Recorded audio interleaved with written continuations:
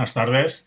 Estamos en una nueva sesión de Una ventana a la ciencia de Cosmocaixa con la colaboración de la Asociación Catalana de Comunicación Científica y hoy tenemos un tema, como siempre, apasionante. Hoy vamos a hablaros de el climático no, os vamos a hablar del cambio climático global hoy en día, la supervivencia de la humanidad y sus consecuencias en el clima. Tenemos con nosotros hoy a nuestro ponente de lujo, que es Javier Martín Vide, climatólogo, especialista en cambio climático y catedrático de Geografía Física de la Universidad de Barcelona. Con él vamos a tener hoy esta sesión de Una ventana a la ciencia. Hola, ¿qué tal, Javier? ¿Qué tal, Jordi? Muy bien. ¿Me oyes bien?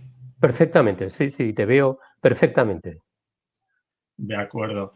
Pues bien, hoy tenemos, como estábamos anunciando hace un momento, he empezado fatal porque he dicho el climático y no, el cambio climático global hoy en día, que es muy diferente. Y creo que mejor empezar la casa por los cimientos antes que empezarla por el tejado. Y vamos a hablar de consecuencias del cambio climático, pero dado que a veces abres la prensa o una revista de política o de economía y todavía te encuentras con artículos de algunos de nuestros mandatarios o incluso de algún economista así mediático que nos sigue diciendo que no existe el cambio climático, tú como científico nos podrías aportar las pruebas o al menos la confirmación de que no estamos hablando de una quimera, que el cambio climático global es una realidad. Sí, Jordi, está con nosotros ya. En ciencia ya no discutimos la existencia de este cambio climático, de este calentamiento global. Ya no se discute. Hemos pasado ya de etapa.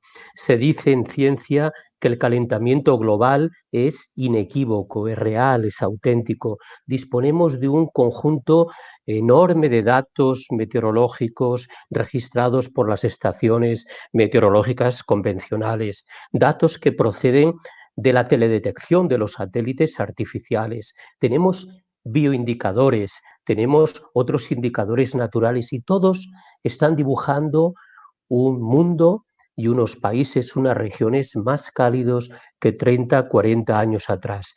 Ya no tenemos duda de que vivimos en unas nuevas condiciones climáticas. Incluso se ha medido, se ha estimado cómo ha sido, cuánto ha sido ese incremento de temperatura. Pues bien, desde la segunda mitad del siglo XIX, desde aproximadamente 1880 hasta la actualidad, ya la temperatura media global del planeta Tierra en conjunto, en superficie, aquí donde vivimos, ha aumentado en 1,1 grados centígrados. Esto no parece mucho, un grado y una décima, pero los paleoclimatólogos, quienes estudian, quienes reconstruyen el clima del pasado, saben que un cambio en poco más de un siglo, de más de un grado ya, es un cambio muy sustancial, porque es un cambio a nivel global, a nivel planetario. Por lo tanto, ya no hay debate sobre si estamos viviendo el cambio climático. Quedan efectivamente personajes, por llamarlos de algún modo, y queda pues un reducto negacionista que ha tenido que admitir que el planeta se calienta, lo ha tenido que admitir porque los datos son concluyentes, las evidencias son muchas. Únicamente el caballo de batalla único final que les queda es decir que no es debido a la actividad de los 7.500 millones de humanos que habitamos este planeta, sino que es debido a causas naturales. Y ahí también podemos refutar esa opinión, también con ciencia. Muy bien. Quería comentaros, no lo he hecho en la introducción, pero yo creo que esta pregunta era pertinente. Quería deciros que, sobre todo, esperamos vuestras preguntas. Tenemos aquí unos comentarios en directo que vamos a ir cotejando constantemente y nos podéis hacer vuestras preguntas. Simplemente comentaros que Marian Martínez Izquierdo nos comenta que si se ha cortado la comunicación, espero enviadnos algún mensaje para confirmar que estamos en directo y que no nos hemos quedado solos. A ver, espérate. Sí, nos dicen por el chat interno que todo correcto. Por lo tanto, insisto, hacernos llegar vuestras preguntas que seguro van a enriquecer el debate. Al respecto de lo que hablabas, Javier, has dicho en un momento determinado la palabra paleoclimatólogos y paleoclimatólogas. Esto es interesantísimo. Ya sabes que por mi formación, de hecho, nos cruzábamos ahí en el ascensor en la facultad y cada Sí. uno íbamos con nuestros problemas y nuestras inquietudes, pero sí que es cierto que algunas veces la arqueología, la paleontología son consideradas como esas ciencias, igual que pasa a veces con la astronomía, muy atractivas para el gran público, que venden bastante a nivel de divulgación, etcétera, pero maltratadas un poco a nivel, podríamos decir, de subvenciones, donde ahora porque la crisis es generalizada, pero antes quizás eran las ciencias que muchos llamaban como románticas. Te decían, ¿por qué vas a buscar piedras? ¿Por qué vas a buscar fósiles? Y, por ejemplo, para el tema del cambio climático, se fletaron satélites, se organizó una oficina, creo que en la ONU, especializada en el tema de cambio climático, es decir, se gastó mucho dinero y al final quizás fue la arqueología y la paleontología, debido a que estamos registrando la historia de la Tierra, la historia de la vida y de la humanidad desde hace millones de años, los que han podido aportar las pruebas más definitivas de que este cambio climático era demasiado rápido como para ser de una causa, entre comillas, natural y ser antrópica. Insisto, antrópico también es natural, pero en este caso una especie como la nuestra ha provocado esto y lo demostraría la arqueología y la paleontología. Pues sí, Jordi, estas ciencias de las que tú hablas, y tú eres un gran arqueólogo, nos pueden aportar mucha información, porque de lo que se trata es saber si lo que ocurre en la actualidad en el planeta es raro, extraño, si se sale de una dinámica natural. Siempre ha habido cambio climático. Este planeta ha pasado por muchos cambios climáticos, algunos de una gran magnitud, muy superior a la actual. Eso ha ocurrido, esa no es la novedad.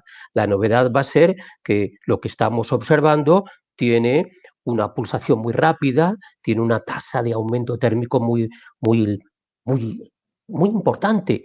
Y lo podemos decir y afirmar porque precisamente esos estudios arqueológicos, paleontológicos, glaciológicos, hay investigadores que van a los hielos remotos de la Antártida y de Groenlandia para extraer una columna de hielo donde hay burbujas de aire atrapadas. Se puede datar cada tramo de esa columna y se puede saber qué cantidad de CO2 y de otros gases había hace 100.000 años, 200.000, hasta 800.000 años atrás.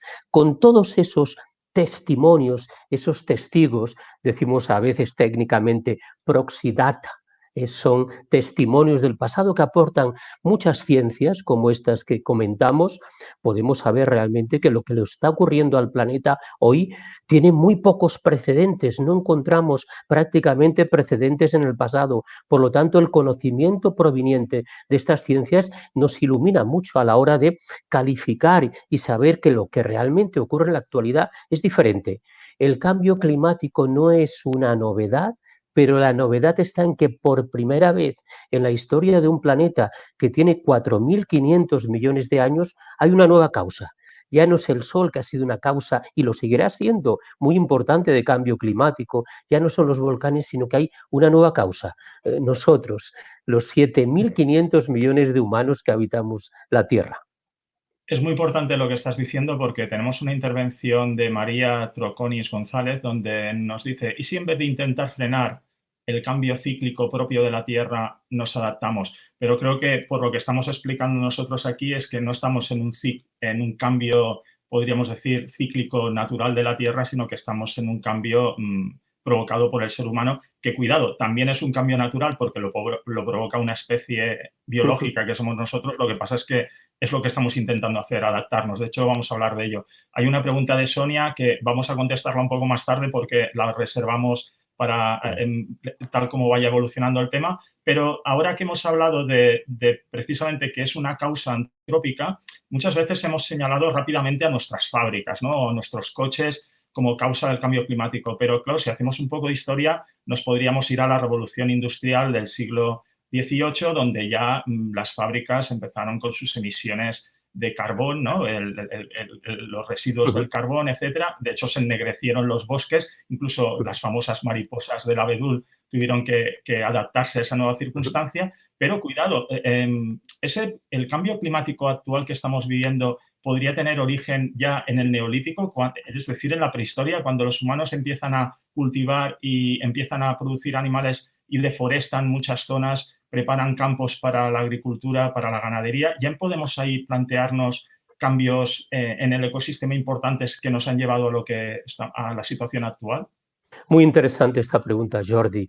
Diríamos que en aquel remoto periodo de nuestra existencia como especie, claro que hubo unos cambios, diríamos, locales y regionales. Desde que el ser humano está sobre el planeta, ha intentado acondicionar el medio que le rodea a sus necesidades. Hemos extraído piedra para nuestras construcciones, madera para nuestras construcciones como fuente de energía, etcétera. Siempre hemos modificado localmente en un principio el medio. Evidentemente, cuando comienza la agricultura, cuando comienza el regadío, estamos modificando el medio. Pero en aquel momento, con muchos menos millones de humanos, el impacto podríamos calificarlo de local o a lo sumo de regional. Pero ahora, desde la segunda mitad del siglo XX, ya éramos 6.000 millones de habitantes en el año 1990-92 y ahora somos 7.500 millones de humanos. Cada uno de nosotros consumiendo cantidades importantes de energía, de recursos del medio y cada uno de nosotros también generando un volumen elevado de residuos. El impacto empieza a ser global, es un cambio de escala. Si en aquel momento del Neolítico había un impacto evidente, local, comarcal, regional, diríamos, ahora el impacto por primera vez tiene un carácter global o planetario. Y la primera manifestación, la más visible de esto, como si fuera la temperatura de un ser vivo, es el aumento térmico que estamos experimentando, ese calentamiento global del que hablamos a menudo. Genial. Pero como supongo que por las preguntas que nos están llegando, la gente quiere que hablemos del presente y es normal porque estamos viviendo el presente nosotros, lo otro es arqueología, lo otro es paleontología. Vamos al presente. Somos muchos en el planeta y necesitamos recursos alimentarios y necesitamos recursos energéticos para sobrevivir. Ahora vamos a hablar de lo más básico, es decir, comida, energía. Eh, ¿Cómo podemos compatibilizar esta necesidad de recursos, los básicos, con el freno o con la deceleración del cambio climático global que estamos viviendo? Una pregunta clave, muy importante. Bien, sobre el primer aspecto de la misma, hablamos a veces de la capacidad de carga como aquel número de humanos que podríamos vivir en el planeta Tierra en unas formas razonables de comodidad, con acceso a la sanidad, con acceso a la educación, desarrollando una vida pues, armónica. Todavía no hay un valor. Ahora somos 7.500 millones de humanos, que parece un número muy alto, pero hay investigadores que opinan, yo también, que quizás podríamos ser incluso bastantes más en un planeta más justo, más equitativo, más equilibrado, más respetuoso con el medio. Y ahí hemos de recurrir a ese concepto que ya tiene años, el del desarrollo sostenible. Ese concepto que tiene tres pilares, tres patas, y le añadiremos una más. La primera, un desarrollo que sea eficiente económicamente, naturalmente. En segundo lugar, que sea justo, equitativo, inclusivo socialmente, que no quede nadie atrás.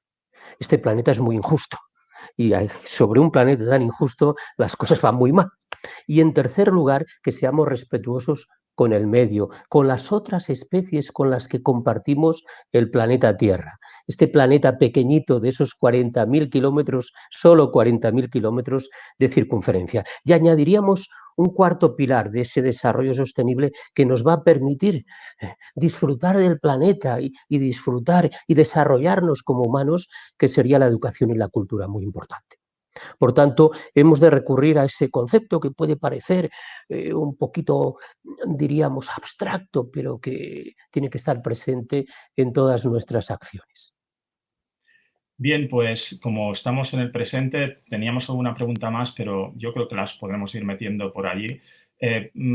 Sonia García Nuño nos pregunta, ¿crees que el confinamiento actual disminuirá el crecimiento de la temperatura del planeta? ¿Y qué pasará cuando volvamos a la normalidad? ¿Habrá un repunte del CO2 y por consiguiente de la temperatura global? Un poco también va en la línea de Gemma Herrera, que también nos pregunta por el tema de las emisiones de CO2. Sí, Sí, y como también hay algún oyente sí. que nos habla de... Y el futuro, ¿no? Pues vamos a hablar un poquito de que un presente como el actual de la pandemia, ¿qué lecciones podemos sacar para un futuro? Bueno, pues para Sony, para Gemma y para los demás, este es un tema muy oportuno sacarlo aquí. Es una pregunta muy interesante para la cual no tenemos una respuesta taxativa, ¿no? No sabemos cuánto va a durar en el conjunto del planeta, no solamente en nuestro país, el confinamiento y la restricción de ciertas actividades económicas, en particular las de la movilidad. No sabemos cuándo retornará, si retorna alguna vez el transporte aéreo en sus dimensiones pasadas, enormes, ¿no? En primer lugar, este confinamiento ha dado lugar a un beneficio para la salud pública, evidente. Todos lo hemos podido ver en que ha mejorado la calidad del aire de nuestras ciudades, clarísimamente, en todo el planeta, en todos los estados con confinamiento, con restricción importante de las actividades económicas y en particular del transporte, ha mejorado la calidad del aire. Este es un tema de salud pública, ha mejorado el aire que respiramos, por lo tanto, eso es un beneficio indudablemente para nuestros pulmones y para nuestro corazón. ¿Qué efecto va a tener en el planeta a escala global en cuanto al cambio climático? Es evidente que estamos emitiendo mucho menos CO2, que es un gas que calienta, es un gas de efecto invernadero.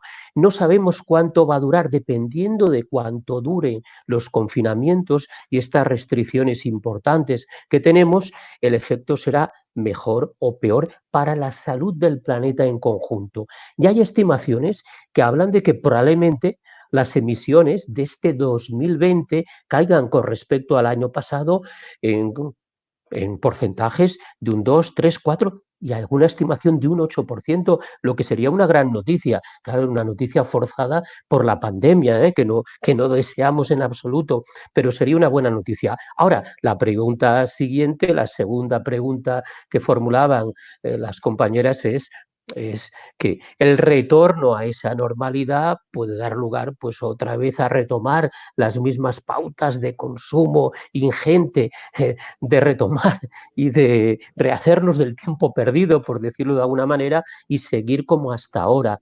Yo espero que este haya sido un tiempo de reflexión para intentar a la hora de la recuperación ser más prudentes con los consumos. Vivimos en una sociedad en cuanto a consumos auténticamente bulímica. Hemos visto en aquellos duty free shops de los aeropuertos cómo nuestros conciudadanos compran a veces sin ton ni son, gastan de una forma bulímica en productos que a lo mejor no tienen ningún interés, ¿no? Por lo tanto, podemos sacar algún ejemplo, diríamos, instructivo para el futuro. De momento, las emisiones son bastante más bajas que las que teníamos. Esperemos que esto se mantenga en alguna medida, pero ya tenemos el hecho inquietante de que cuando retomemos toda la movilidad en las ciudades, hay muchos conciudadanos que no usarán por temor, que también hay que respetar el transporte público y utilizarán su transporte privado, su automóvil, y eso iría en contra de lo que estábamos diciendo anteriormente. Sí, Gemma Herrera nos decía que también se refería a si quedaría alguna marca de este periodo en los registros paleontológicos. Nos lo ha preguntado a las 7:16. Básicamente, el problema que tiene el registro paleontológico es que realmente estamos en un corto periodo de tiempo, muy, muy cortito. Estamos hablando ahora por ahora de unos meses, aunque realmente ahora la paleontología y la arqueología ya afinan con la microestratigrafía a puntos realmente increíbles, ¿no? Pero supongo que sí, que de alguna manera a nivel micro sí que quedará un reflejo de esta disminución de las emisiones, lo que pasa que supongo que también muy a nivel local, ¿no? ¿Tú crees que podrá verse a nivel global también? A nivel global se percibirá en esa gráfica de crecimiento sin pausa, sin límite de los gases de efecto invernadero, de las emisiones de los gases de efecto invernadero y de las concentraciones que hay en el aire que respiramos en la atmósfera, se apreciará una muesca descendente en este año 2020, sin duda. Llevamos ya 5 meses y sin duda ocurrirá eso. Lo veremos y eso es un elemento interesante. Ahora, ¿cuánto durará el efecto? Pues probablemente sea pasajero. También se observó un poquito en las crisis económicas pasadas, en que también hubo algunas pequeñas muescas descendentes en cuanto a las emisiones. Muy bien. Pilar Martínez Cordero nos pregunta a las 7:20, ¿conseguiremos sustituir la mayoría de los coches a gasolina o gasoil por una mayoría de coches eléctricos? ¿Se acabó la industria del carbón contaminante por la del petróleo y la del gas también contaminantes? ¿Hay salida previsible? Bien, también advierto que Javier Martín Vide es un gran profesor, porque he visto también algún comentario, simplemente especificar que es uno de los profesores a los que he visto sus aulas más llenas de gente y no solo de su especialidad, sino de otras especialidades. Los que sabemos un poquito de clima es porque fuimos a sus clases, entre otros de su departamento, pero realmente en la validad científica de Javier Martín Vide no está en entredicho y sobre todo hemos de decir que la validez científica de las pruebas que se aportan para el cambio climático están ahí, es decir, las publicaciones existen y es una evidencia. Entonces, ¿qué nos puedes decir de esta carta a los Reyes Magos que nos hacía la oyente? Gracias, Jordi, gracias. Pues bueno, el Acuerdo de París de diciembre de 2015, si dejó un mensaje claro, si dejó un mensaje nítido, fue que nos apostaremos más por los combustibles fósiles que están en la raíz de este problema. No se apostará más por ellos. Hemos de realizar una transición energética lo más urgente posible, porque la temperatura sigue creciendo y tenemos que basar todo nuestro modelo energético y el modelo económico en las energías limpias, alternativas, en la energía solar y sus derivadas, la energía eólica, la geotérmica, la mareomotriz, todas ellas. No podemos seguir quemando petróleo, carbón y gas natural, que nos fueron muy bien desde el inicio de la revolución industrial para crecer a costa de las restantes especies del planeta. Por eso estamos en la sexta extinción, que es más silente que aquella que nos presentan las películas de hace 65 millones de años, cuando probablemente un meteorito impactó contra el planeta y desaparecieron los dinosaurios. No tenemos otra opción que realizar una transición energética rápida, urgente. Por eso estamos en emergencia climática, dejando de lado los combustibles fósiles y utilizando las energías limpias. No tenemos otra opción, porque si no, continuarán los combustibles fósiles en su quema, produciendo CO2 y aumentando, reforzando el efecto invernadero, el efecto de calentamiento del planeta. Hay una pregunta de Eduardo Saura a las 7:20, pregunta o reflexión, que nos dice que el eje de la Tierra nos comenta que por terremotos se ha demostrado que ha variado, que las pruebas nucleares también, aunque no se diga, también lo han movido. De alguna manera, lo que no estamos negando nosotros, yo creo que en esta charla, ni Javier ni yo en ningún momento, es que realmente cambios climáticos los va a haber siempre de forma natural en la Tierra. Por supuesto, el eje de la inclinación de la Tierra es muy importante y los ciclos solares son muy importantes. Han existido otros cambios climáticos. Creo que lo que estamos poniendo hincapié es en el hecho de que este cambio climático es un cambio climático muy rápido y que hay unas causas antrópicas. Pero sí que es cierto que no estamos negando que no existan otros cambios climáticos y que vayan a existir otros cambios climáticos futuros. Aquí había alguna pregunta también que aparecía lo de la pequeña edad del hielo, etcétera. Sí, así Es decir, es, son Jordi, sí. constantes esos cambios también. Sí, los ha habido, hemos dicho antes, en el pasado muchos y algunos de una gran magnitud y lo seguirá habiendo en el futuro porque hay causas naturales que producen cambio climático. El principal factor de cambio climático es el sol.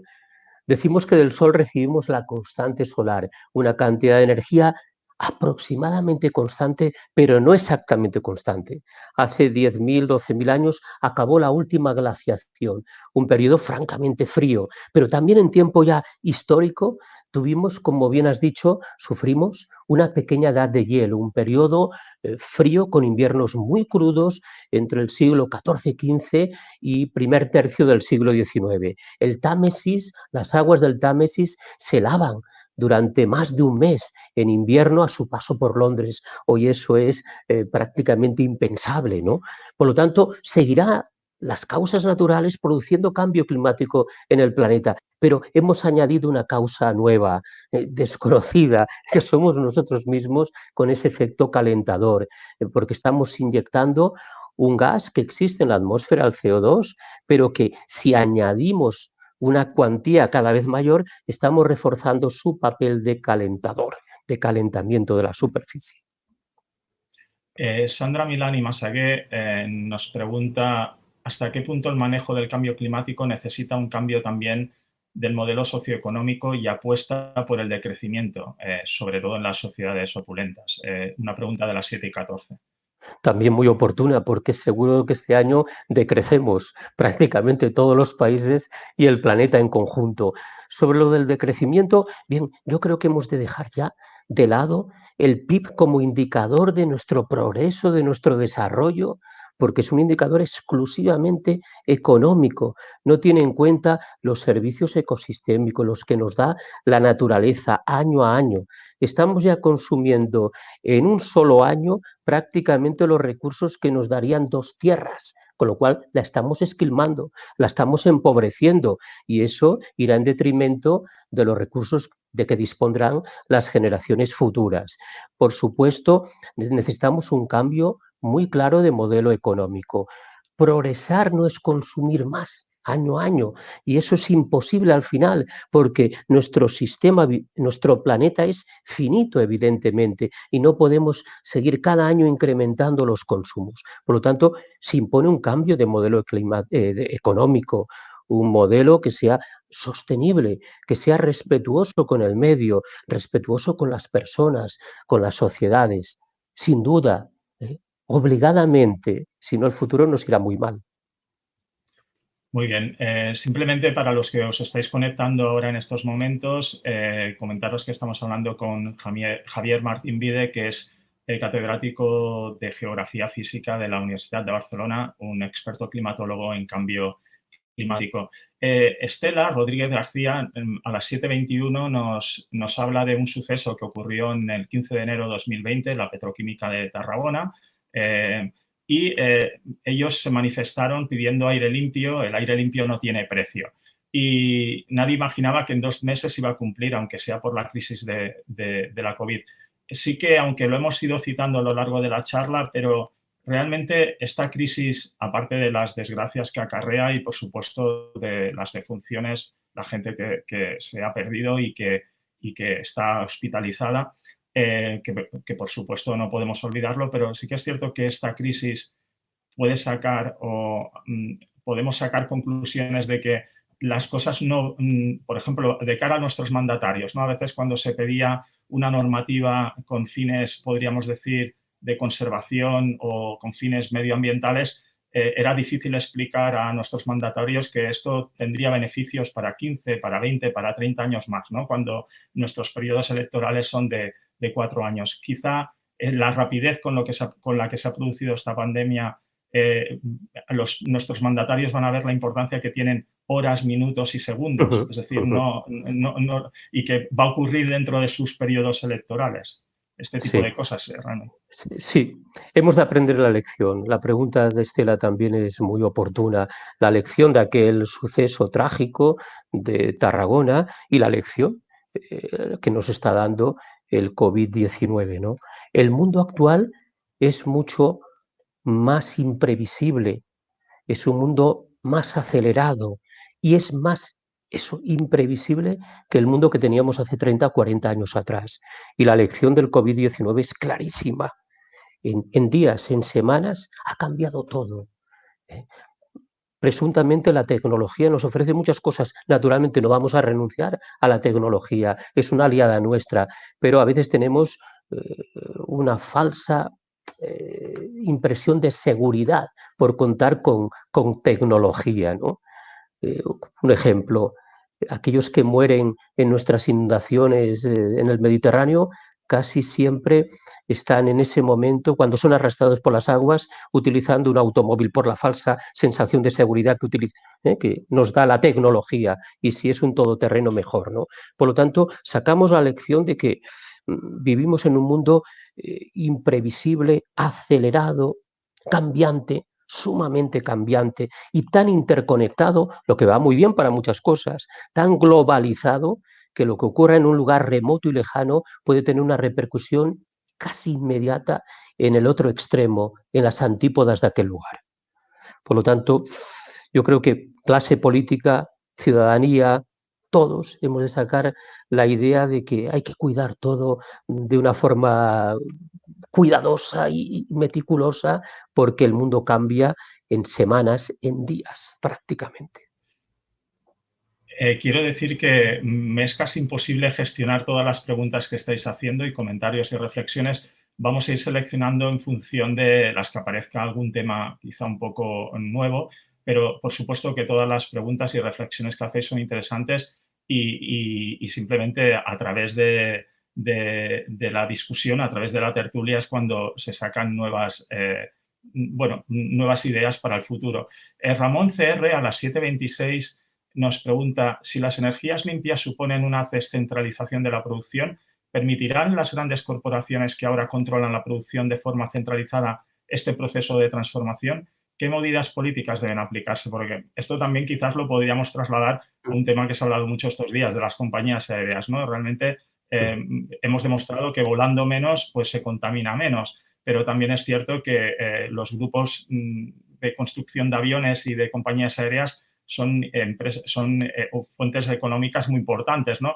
¿Qué vamos a hacer después, no? Es decir, realmente va a haber esta reflexión de descentralizar el tema de las grandes corporaciones, el tema de las grandes compañías aéreas o de los grandes constructores de aviones, etcétera. Ya sé que no tienes la bola de cristal, Javier, te estoy metiendo demasiada No, presión, pero bueno. es una pregunta, sí, la de Ramón es una pregunta clave y muy difícil que no podemos resolver uno de nosotros, ¿no? Pero ya hay buenos ejemplos de esa descentralización en la producción de energía limpia, de energía eléctrica, por ejemplo, para consumo de poblaciones. Tenemos ejemplos. Son ejemplos que han tenido que luchar contra esas grandes multinacionales o esas grandes empresas que tienen, pues prácticamente nos tienen cogidos a todos de una forma pues estricta, ¿no? Pero han de reconvertirse también, todos hemos de cambiar de chip y también esas empresas y quienes nos administran en cualquiera de los niveles de la administración tienen que ejercer sus capacidades de gestionar la situación y tomar las riendas en el asunto y orientar a que esas grandes empresas pues ya produzcan gran parte de su energía de forma limpia, porque si no, no tendrán los beneficios que les corresponda de forma justa y equilibrada, ¿no? Ahí tienen un papel importante quienes nos gobiernan, muy importante, y la ciudadanía también. Llegado el momento, pues votando aquellos partidos políticos que nos garanticen que va a ir eso en la buena línea. Esa descentralización es favorable, diríamos, para la salud del planeta y hay que obligar y hay que intentar que las grandes empresas de estos negocios se reconviertan también. Y París, en 2015, dijo, no apostaremos más por los combustibles fósiles. Se trata ahora de implementar ese resultado de París, ese acuerdo de todos los estados del mundo para que se haga efectivo en cada país de una forma clara y nítida, y luego las próximas reuniones políticas internacionales que traten sobre cambio climático, rendir cuenta país a país de que eso realmente se está implementando.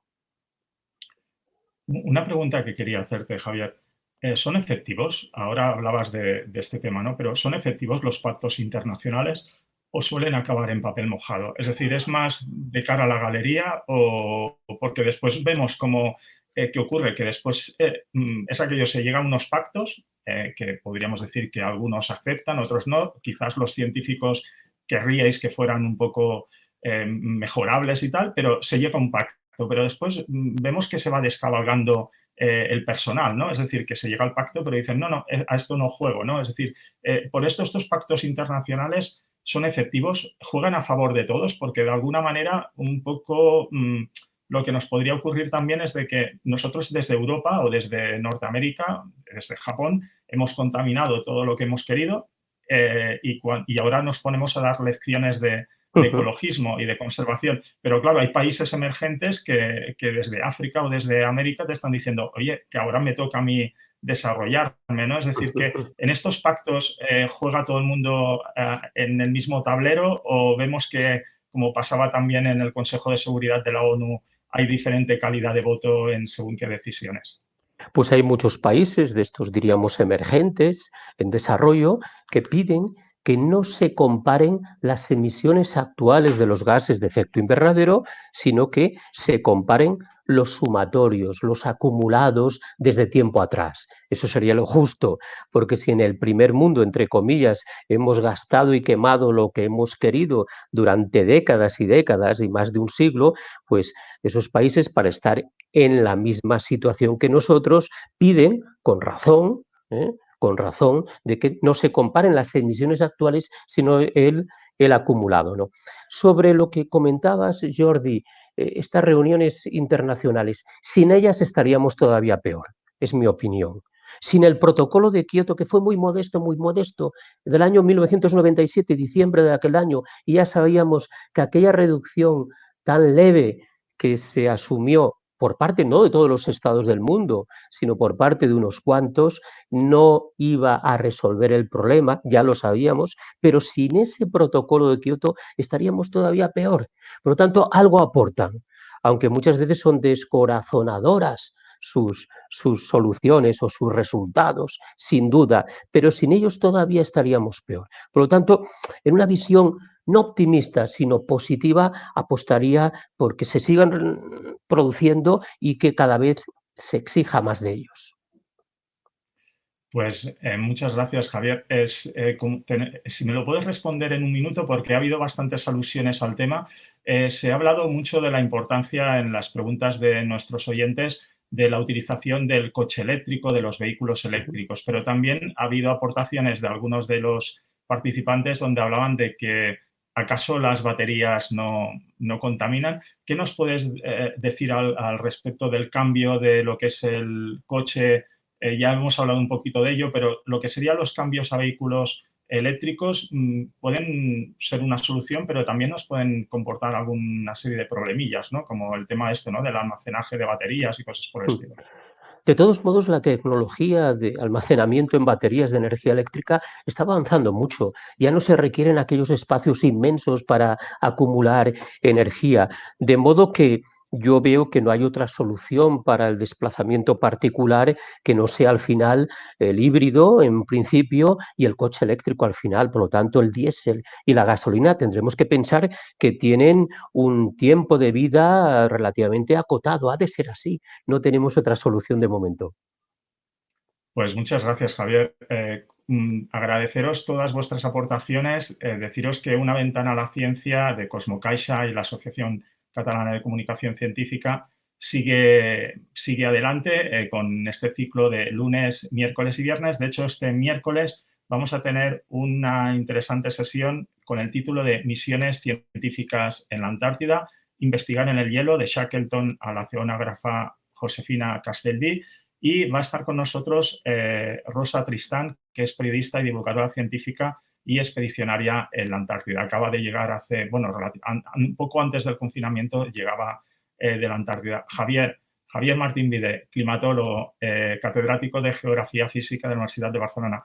Muchas gracias por tu generosidad en las respuestas, por tu gran capacidad divulgativa.